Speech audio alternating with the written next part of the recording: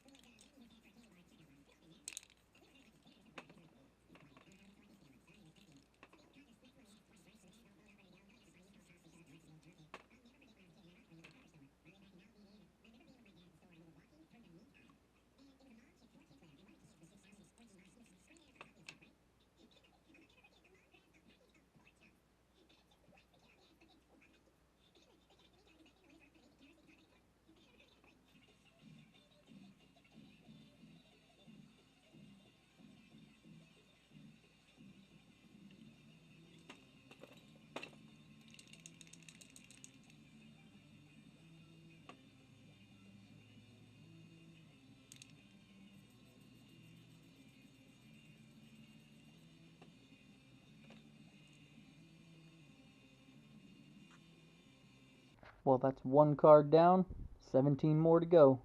Thanks for watching this video, guys. It was a real quick, short video for you. I hope you enjoyed it. Happy Valentine's Day to all of our awesome subscribers and everyone else out there who's watching.